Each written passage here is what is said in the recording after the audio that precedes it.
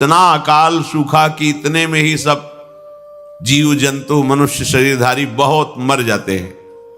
भयंकर सूखा, गर्म वायु, तपती हुई, बचना मुश्किल है।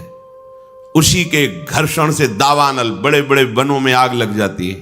पानी बूंद नहीं, न तालाब में, न कुआं में, न सरोवर में, न सरिता में, सब उष्ण ताप से सूख जाता है।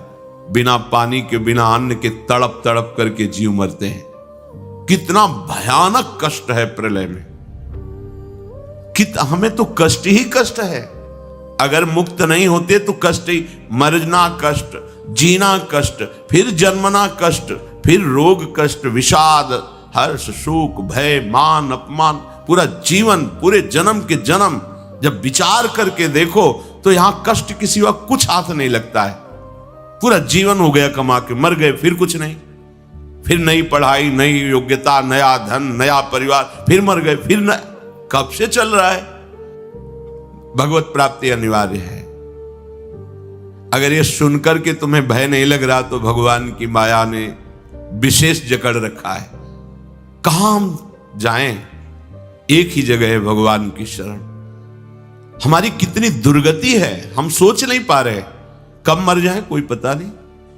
कोई हमारा मित्र पता नहीं, हम जिसे मित्र समझते हैं वो धोखा दे रहा है, वो शत्रुता का कार्य कर रहा है। जिसे हम सगे संबंधी वो सब स्वार्थ में। कौन है मेरा, क्या है मेरा? विचार करोगे तो अभी भयभीत हो जाओगे।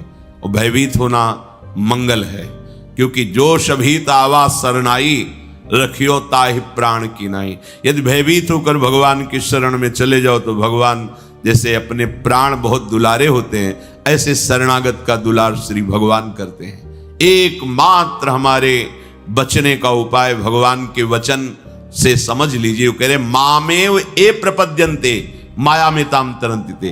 केवल मेरी शरण हो जाओगे तो मैं बचा लूंगा, नहीं तो इस भव समुद्र से बचना बहुत कठिन है।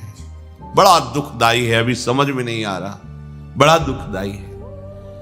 कार में बैठे बैठे मुस्कुराते हुए पूरा परिवार जा रहा है, अंदर से पता नहीं क्या हुआ, कार में आग लग गई, सब भुन गए, पूरा परिवार।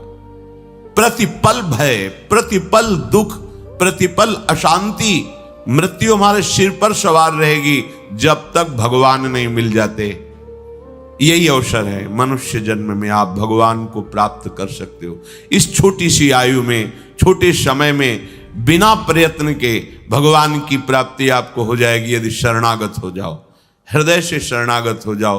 अभी कलियुग का परिसमाप्ति हो चुका है।